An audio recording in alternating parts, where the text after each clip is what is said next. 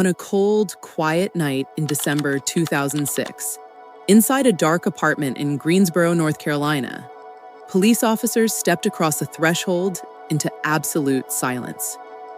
The air inside was thick and cold. It smelled heavily of harsh bleach, mixed with the faint, sickening scent of copper and decay.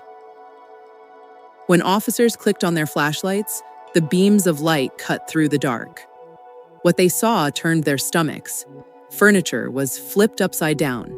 Living room chairs were thrown to the side. On the light-colored walls, dark red streaks were smeared across the plaster. In the bathroom, the floor was slick, covered in a slimy layer of chemical cleaner. When forensic investigators sprayed a clear chemical called luminol across the bathroom tiles, the dark room suddenly glowed with a bright, terrifying blue light. Blood was everywhere. It was on the walls, the sink, the floor, and the bathtub. Someone had suffered a horrific, violent attack in that room. Someone had tried desperately to wash the evidence away. But there was one major problem. Sherri Jackson, the 27-year-old woman who lived in that apartment, was nowhere to be found. Her car sat outside in the parking lot, her phone was ringing endlessly on a counter, and the man who claimed to love her was standing outside in the hallway, sweating, breathing fast, and holding a secret that would take police nearly 2 years to uncover. What really happened inside that bathroom? And where was Sherri? Today, we're visiting the case of Sherri Jackson. If you believe that victims of violent crime should never be forgotten, and if you want to help us bring these heartbreaking stories into the light, take a second right now to click that subscribe button. When you subscribe, hit the notification bell and leave a comment below. You help ensure that stories like Sherri's are heard by millions. Join our community today, and let's make sure justice is always sought for those who can no longer speak for themselves. To understand how a young woman's life ended in such a cruel and violent way, we have to go back to where her journey began. Sherri Jackson was born on April 1st, 1980, in Burke County, North Carolina. She grew up in the beautiful town of Asheville, raised by her loving parents, MacArthur and Clara Jackson. From the time she was a little girl, Sherri lit up every room she entered. Her mother, Clara, described her as a bright, generous child who would do anything to make another person smile. She had a heart for people. She was the kind of friend who always listened and always put others first. In high school, Sherri excelled at everything she touched. She was an honor roll student, a cheerleader, and was even crowned homecoming queen. But Sherri had big dreams. Asheville was a wonderful place to grow up, but she wanted to build a life of her own in a bigger city. After graduating high school, Sherri packed her bags and moved 2 hours away to Greensboro, North Carolina. She enrolled at the University of North Carolina at Greensboro, eager to start her future. While in Greensboro, Sherri discovered a deep passion for helping people who couldn't help themselves. She decided to put her college degree on hold to accept a full-time position as a family and healthcare coordinator at Shipman Family Care. In this role, Sherri spent her days taking care of adults with physical and mental disabilities. She loved her work. She brought joy and warmth to her patients every single day. She had a job she loved, a great group of friends, and a bright future lying ahead of her. Then she met a local club promoter named Bennett. DeCarlo was charming, outgoing, and well-known in the Greensboro nightlife scene. When he and Sherri met at a party, the chemistry was instant. They began dating, and at first, everything seemed picture perfect. DeCarlo showered her with attention, and Sherri thought she had found someone special. But behind closed doors, a dark reality was taking shape. As the months went on, DeCarlo's charming mask began to slip. The sweet, attentive boyfriend slowly transformed into a deeply possessive, angry man. He began checking her phone. He demanded to know where she was every minute of the day. The verbal put-downs turned into explosive arguments. Sherri was a strong, independent woman, but like so many victims of domestic abuse, she tried to keep the pain hidden. She put on a brave face for her coworkers, her friends, and her family. She smiled at work, took care of her patients, and pretended everything was fine. By late 2006, Sherri realized she couldn't live like this anymore. She knew she had to get away from DeCarlo Bennett. She began making quiet plans to end the relationship once and for all, determined to start fresh in the new year. She had no idea that trying to leave would put a target on her back. Sunday, November 26, 2006, was supposed to be a fun night out. Sherri and her co-workers had planned to go to a party together. Sherri loved going out, dressing up, and dancing with her friends. She spoke with her friends earlier that day, laughing and talking about how excited she was for the evening. Night fell over Greensboro. The party started, and music filled the room. Sherri's friends stood near the entrance, watching the door, waiting for her bright smile to walk through. Minutes turned into hours. The party ended. Sherri Jackson never arrived. She never called, she never texted. Her friends tried calling her mobile phone, but it rang until it went straight to voicemail. Anxiety began to settle into their chests. Sherri was dependable. If her plans changed, she always let people know. To completely disappear without a word was totally out of character. Little did her friends know, while they were dialing her phone that Sunday night, a deadly sequence of events had already taken place inside Sherri's apartment, and time was running out. Monday morning arrived in Greensboro, but there was no sign of Sherri. When her shift started at Shipman Family Care, her desk sat empty. Her supervisor and co-workers exchanged worried looks. Sherri had worked there for years, and she had never missed a day of work without calling in beforehand. Not once. Calls to her mobile phone continued to go straight to voicemail. By Tuesday, panic among her co-workers reached a breaking point.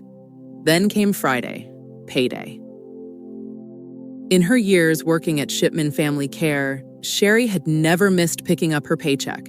When her physical check sat unclaimed on the front desk at the end of the day, her co-workers knew with absolute certainty that something terrible had happened to her. They couldn't wait any longer. Two of her closest co-workers drove directly to her apartment complex on Meadowood Drive. When they pulled into the parking lot, the first thing they saw was Sherri's car. It was parked in its usual spot, locked and undisturbed. If her car was there, Sherri had to be inside. They walked up the stairs, stood outside her front door, and knocked loudly. Silence. They knocked again, calling out her name into the quiet hallway. No answer. Her friends immediately pulled out their phones and dialed the Greensboro Police Department. They reported Sherri Jackson missing. When police officers received the call, they recognized the red flags instantly. A dependable 27-year-old woman missing for days, her phone turning off, her paycheck sitting unclaimed, and her car parked outside her apartment building with no answer at the door. Detectives knew they needed to get inside that apartment right away. On December 3, 2006, officers secured permission to enter Sherri's home.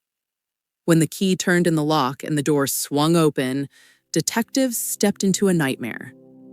The living room was in complete disarray. Chairs were knocked over, furniture was shoved out of place, pointing to a violent physical struggle. Detectives walked down the short hallway toward the bathroom. The door was open. When they stepped inside, the smell of heavy household cleaners hit their noses. The floor felt strangely slippery under their boots, as if someone had scrubbed the tiles with bleach just hours before. Police called in a forensic unit to process the room. Investigators closed the blinds, turned off the overhead lights, and sprayed the bathroom surfaces with luminol, a special liquid that glows blue when it touches hidden traces of blood, even if the blood has been washed away. The second the chemical mist hit the air, the dark bathroom lit up like a neon sign. Bright blue light glowed across the floor tiles, smeared up the side of the bathtub, and covered the lower walls. Blood had been everywhere in that room. Someone had launched a brutal attack in that small space, and then spent time trying to scrub the evidence away. While forensic techs pulled DNA samples from the apartment, a man suddenly walked through the front door. It was DeCarlo Bennett, Sherri's ex-boyfriend. Detectives turned to look at him. DeCarlo appeared visibly shaken, sweating, and pacing back and forth near the entryway. He acted frantic and nervous, asking officers what was going on. Detectives pulled him aside to ask basic questions. DeCarlo claimed he hadn't spoken to Sherri since Sunday, November 26th, the night she disappeared. He told officers that he had gone over to her apartment that Sunday evening. He claimed Sherri cooked him dinner before getting ready for the party she planned to attend with her coworkers. But then, DeCarlo dropped a detail that made detectives pay close attention. He admitted that while Sherri was getting dressed, they got into a heated argument. DeCarlo claimed he didn't like the outfit she was wearing. He thought her clothes were too revealing and demanded that she change before going out. He told police that after the argument, he got angry and drove away, leaving Sherri alone in her apartment to go to the party. Then, DeCarlo revealed a massive piece of information that police did not know. He told officers that Sherri was 3 months pregnant with his child.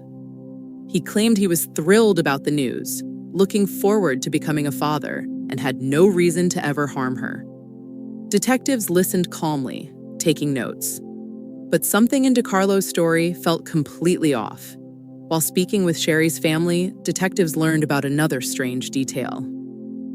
A few weeks before her disappearance, Sherri had called her father, MacArthur Jackson, late at night. She told her dad in a frightened voice that a man was inside her apartment and refused to leave. Her father actually spoke to the man on the phone, warning him to leave his daughter alone. Sherri never revealed the man's name to her father. Was it DeCarlo Bennett? Or was there another man in her life who wanted to hurt her? Detectives also discovered that Sherri had recently reconnected with an old ex-boyfriend named Reggie. Reggie's family owned Shipman Family Care, where Sherri worked. Reggie told police that he and Sherri had remained close friends and were actually supposed to go to the party together on November 26th. When Sherri didn't show up, Reggie drove to her apartment and knocked on her door. But no one answered. Detectives checked Reggie's alibi, verified his whereabouts with witnesses, and quickly ruled him out as a suspect. That left DeCarlo Bennett. Detectives decided to pull Sherri's phone records to see who she spoke to right before she vanished. And when those phone bills arrived on the lead detective's desk, they uncovered a detail that turned the entire investigation upside down. When detectives opened Sherri Jackson's official phone records, they began mapping out her final hours on Sunday, November 26th. The last outgoing call from her phone was made to a man named Andre. Detectives tracked Andre down and brought him in for an interview. Andre told investigators that he knew Sherri through DeCarlo Bennett. But then he dropped a bomb on the investigation. Andre confessed that he had witnessed DeCarlo's possessive and abusive behavior toward Sherri firsthand. He explained that Sherri had been opening up to him in secret, telling him how terrified she was of DeCarlo. She was desperately trying to break off the relationship, but DeCarlo refused to let her go. With this new information, detectives decided to pull DeCarlo Bennett's phone records as well. They expected to see dozens of frantic calls and texts from a worried father-to-be trying to reach his missing pregnant girlfriend. But when the records arrived, detectives stared at the paper in complete disbelief. After the night of November 26th, DeCarlo Bennett had never tried calling Sherri again. Not once. He had stood in front of officers at her apartment, claiming he was frantic with worry and had been trying to contact her nonstop for days. Yet his phone records proved he was lying. He hadn't dialed her number a single time after she vanished. Why would a man who claimed to be desperately searching for his pregnant girlfriend suddenly stop calling her phone the exact night she disappeared? There was only one logical answer. DeCarlo didn't call her because he already knew she was dead. Detectives dug deeper into police database records surrounding Sherri's apartment on Meadowood Drive. They discovered that local police had been called to her home just weeks earlier after a violent domestic argument between Sherri and DeCarlo. When officers arrived at the scene during that previous incident, they noted visible marks and scratches on Sherri's body. At the time, Sherri had tried to cover for DiCarlo, downplaying the fight out of fear, so no charges were filed.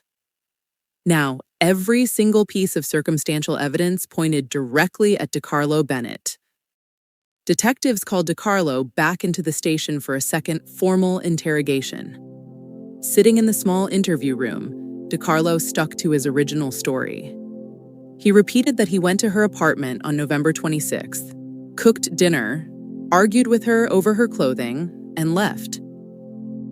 As the interview came to a close, detectives made a critical move.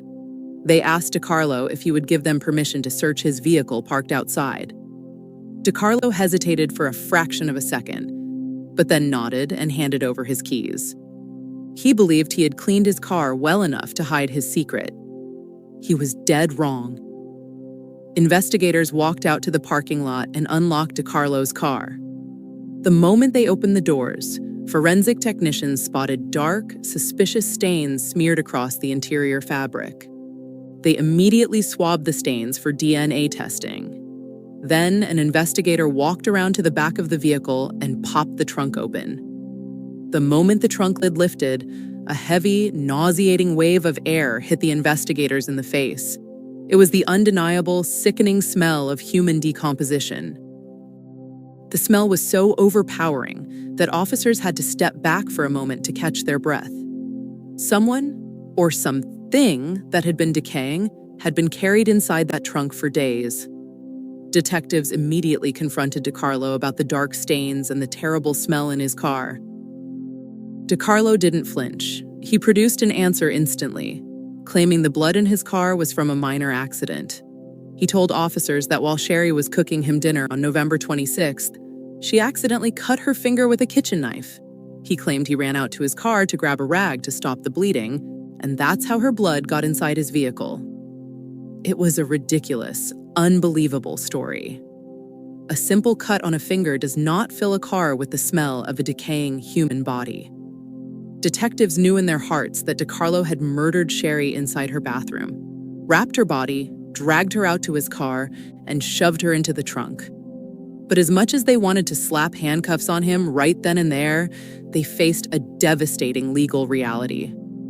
They did not have the DNA test results back yet to prove the blood belonged to Sherri. And worse, they still had not found her body. Without physical proof or a body, prosecutors warned that an arrest would not hold up in court. Detectives swabbed DiCarlo's cheek for a DNA sample, let him walk out of the police station, and watched him drive away. While they waited for the state crime lab to process the blood samples, police put a secret surveillance team on DiCarlo's tail. They hoped he would panic, lead them to where he had hidden Sherri's body, and reveal his secret. DiCarlo immediately fled Greensboro, driving fast toward Durham, North Carolina, trying to put distance between himself and his crime. A few agonizing days later, the state crime lab called the lead detective with emergency news.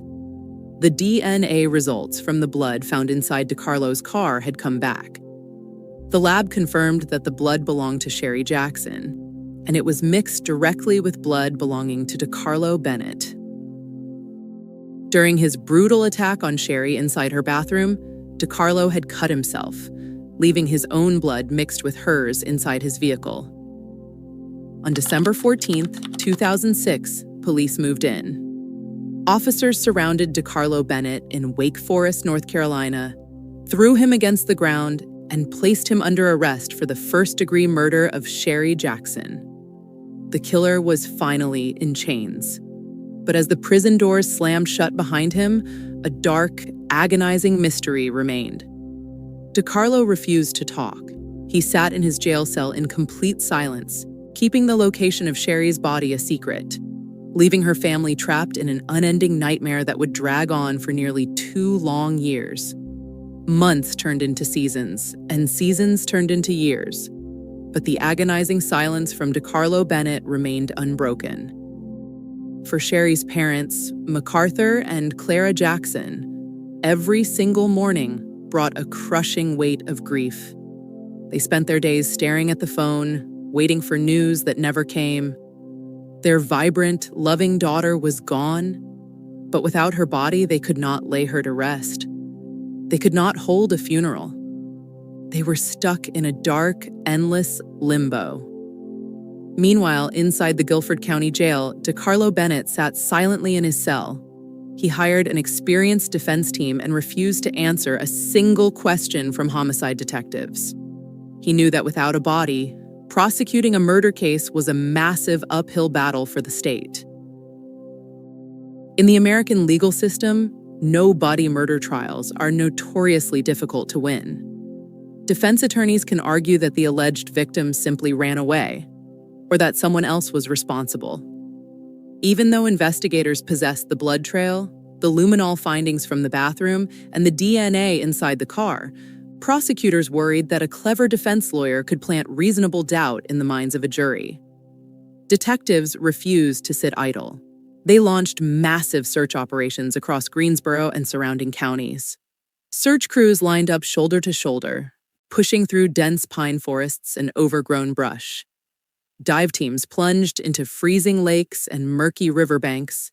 Cadaver dogs picked through abandoned buildings, landfills, and remote rural roads. Search helicopters swept overhead, using thermal imaging technology to scan the terrain. Month after month, every single search came up empty. By mid-2008, nearly 19 long months had passed since Sherri vanished on that cold Sunday in November 2006. The investigation had hit a wall. Detectives had exhausted every lead, checked every tip, and searched every inch of public land they could think of. The case was slowly grinding to a terrifying halt. Then, in June 2008, a sudden and unexpected breakthrough occurred. The Guilford County District Attorney received an urgent phone call from DeCarlo Bennett's defense attorney. After spending a year and a half behind bars watching the prosecution assemble their overwhelming stack of circumstantial evidence, DeCarlo was finally getting nervous. He wanted to make a deal. The offer was clear. DeCarlo would draw a precise map showing detectives exactly where he had buried Sherri Jackson's body.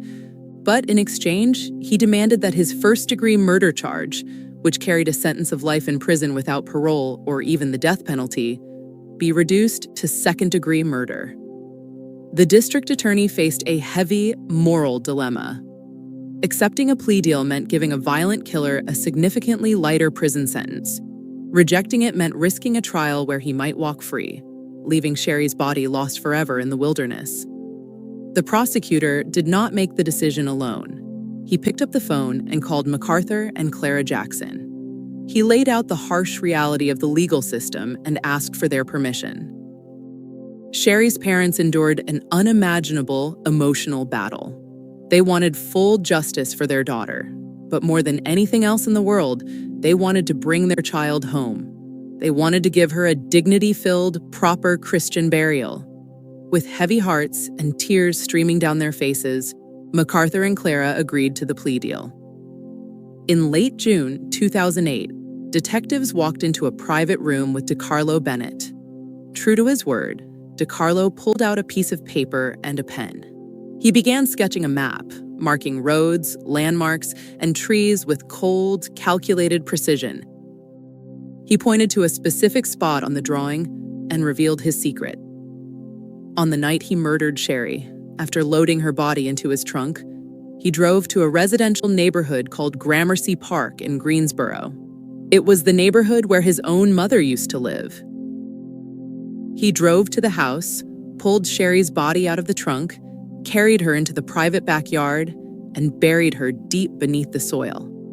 Detectives immediately mobilized. A convoy of police cruisers, forensic vehicles, and heavy excavation equipment rushed to the address in Gramercy Park.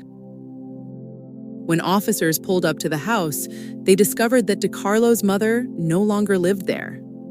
A new family had purchased the home months earlier. The current homeowners stood on their front porch in absolute shock as police explained that their peaceful suburban backyard was actually a crime scene holding a missing woman's remains.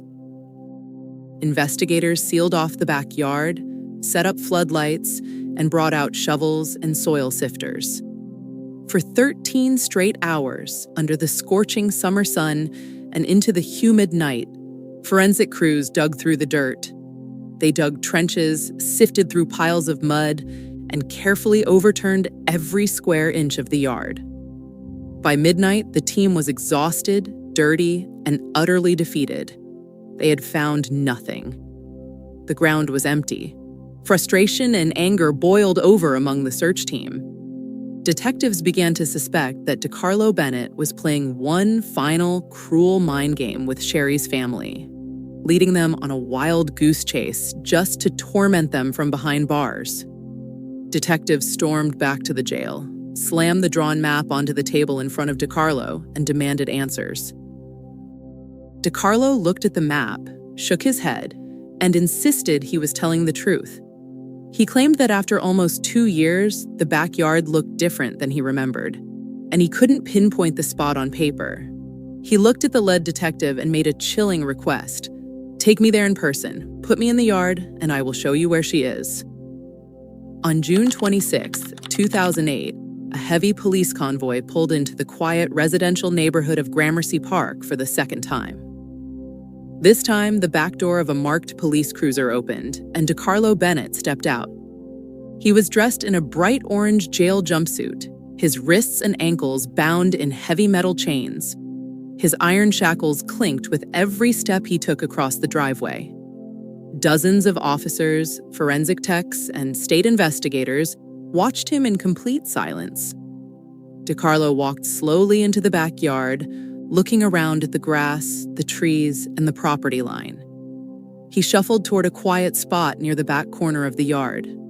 He stopped, looked down at the grass beneath his boots, and pointed his chained finger directly at the ground. "She's right here," he said quietly. Forensic technicians immediately marked the spot and brought out their tools. They didn't use heavy machinery this time. They dropped to their knees with hand trowels and brushes, carefully removing layer after layer of dark soil. An hour and a half passed in tense, breathless quiet. Then, deep beneath the surface, a tool struck something solid. The technicians gently brushed away the remaining dirt. There, hidden beneath the earth for 578 agonizing days, lay the remains of 27-year-old Sherri Jackson. The search was finally over. Sherri had been found. Her remains were carefully wrapped, lifted from the ground, and transported under police escort to the office of the chief medical examiner. Pathologists faced the difficult task of examining her remains to determine the exact cause of death. When the medical examiner released the official autopsy report, the brutal details confirmed the absolute horror of her final moments. Sherri had suffered extensive, violent physical trauma before her death. The bones in her face and head showed clear signs of heavy blunt force beatings. But the ultimate cause of death was ruled as manual strangulation. DeCarlo Bennett had beaten her inside her bathroom, wrapped his hands around her neck, and choked the life out of her while she fought desperately for breath. Pathologists also noted that because Sherri was 3 months pregnant at the time of her murder, DeCarlo had effectively taken 2 lives in a single night of domestic rage. With her body recovered and the medical examiner's report finalized, the legal system moved quickly to finalize the plea agreement. In late 2008, DeCarlo Bennett was brought into a Guilford County courtroom for his formal sentencing hearing. Sherri's family sat together in the front row. Her mother, Clara Jackson, and her father, MacArthur Jackson, held hands tightly, their faces lined with deep pain but also immense strength. They watched as the man who had stolen their daughter's future sat at the defense table in handcuffs. Because the district attorney had agreed to the plea deal to retrieve Sherri's body, DeCarlo formally entered a plea of guilty to second-degree murder. The judge looked down from the bench and handed down the maximum sentence allowed under North Carolina law for that specific charge: 13 years in prison. To Sherri's family, friends, and the broader community, the sentence felt like a devastating punch to the gut. 13 years for taking the lives of a vibrant young woman and her unborn child felt shockingly light. But it was the legal price the justice system had to pay to bring Sherri home from that dark backyard. For the next decade, DeCarlo Bennett sat inside a state penitentiary, but the calendar kept moving forward. In January 2021, after serving just 12 years and 4 months of his sentence, DeCarlo Bennett completed his required time and was officially released from prison. Today, he walks the streets as a free man. Sherri Jackson, however, never got to celebrate her 30th birthday. She never got to raise her child, return to college, or continue her passionate work helping adults with disabilities. Her life was stolen at just 27 years old simply because she chose to walk away from an abusive man. While DeCarlo walked out of prison, Sherri's memory refused to fade. In the painful wake of her murder, Sherri's close friends, loved ones, and community advocates formed a nonprofit organization in her name dedicated to domestic violence awareness and prevention. They worked tirelessly to educate young women on the early warning signs of dangerous relationship dynamics. Signs like extreme jealousy, isolation, controlling behavior over clothing, and rapid mood swings. Her story stands as a crucial, urgent warning. Leaving an abusive relationship is often the most dangerous moment in a victim's life. Studies show that a victim's risk of severe violence or homicide increases exponentially during the exact window when they attempt to break off a relationship and leave an abuser. Sherri Jackson was a bright, generous, loving woman who did nothing wrong. She simply loved a man who turned out to be a monster. While her killer walks free, her legacy lives on through her family's resilience and the lives saved by the awareness raised in her name. Sherri Jackson's story exposes the tragic flaws within domestic violence safety nets and the painful legal compromises often made in the search for answers. How can communities better support victims during the high-risk window when they choose to leave an abusive partner? Share your thoughts, honor Sherri's memory, and join the discussion in the comments below. May Sherri Jackson rest in peace.